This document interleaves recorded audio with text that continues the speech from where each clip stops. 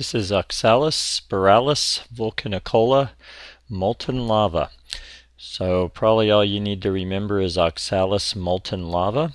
This is a nice little perennial, well suited for what you see right here. It is a great little mini ground cover kind of for vignette plantings, and very nice around rocks, rock gardens, and spilling over the edge of low rock walls like you see here, and also very well suited for pots. I think that's probably its best use that I've seen. And one of the reasons is that the Oxalis family can be invasive. They spread by runners as well as by seeds, and this variety, Molten Lava, produces very few seeds, so in regards to spreading, that's one of the ways it's more limited. You see very little spreading because of seeds. I have a form of Oxalis in my lawn that I cannot get rid of. So I will vouch for the fact that these are very invasive if you get the wrong varieties. So this one is popular because of its foliage color and its flowers. These flowers show up from spring through fall. This one you see here is in Carmel, California. So one of the things about Carmel and the areas like it, it's coastal California in the fog belt, like San Francisco, even Los Angeles and San Diego, Santa Barbara along the coast, where you get fog during the summer, so you do not get hot summers. So you get a nice mild temperature when a lot of other areas are having hot temperatures. And I find that a lot of interesting colors show up in foliage as a result of the cooler temperatures. And you see this nice red, in reddish pink in these leaves right here.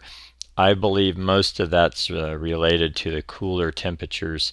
A lot of plants too will show foliage coloration during stress, like sedum dragon's blood does this during the winter, and also if it's got some kind of stress happening to it. So I think that's what gives this a lot of its interesting color. Otherwise, you're still getting kind of a limey green to yellow or chartreuse foliage along with the yellow flowers you see here. So they can be very attractive and low. This plant is probably 6 inches high, plus or minus, and spreads out to a couple of feet in general. So that's the main characteristic. In cooler areas, you can use it in full sun. In hot inland areas, I use this in a pot.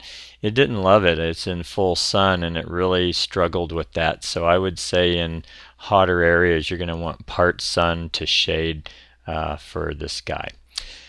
And water. I'd say regular water is probably going to do best for this. Again, I think that's driven a lot by how much light it's getting. If it's in a hot area, you're going to need more water. If you're in a mild area like this in Carmel, you can get away with less water. But you're not using large amounts of this typically. And if that's the case, a little regular water isn't going to hurt you because we're not talking about big volumes of it. Deer typically leave Oxalis alone, so it's probably fairly safe in deer areas. And again, I just think it's a nice small scale accent plant, especially if it has some way to drape over an edge. Seems to give it a lot of its interesting character. In terms of hardiness, this is hardy to around 10 to 15 degrees Fahrenheit, so you can use it in some pretty cold areas. And that is Oxalis spiralis vulcanicola molten lava. Oxalis molten lava. Nice little perennial, great for pots or rock gardens. Enjoy. Here are some nice companion plants for Oxalis molten lava.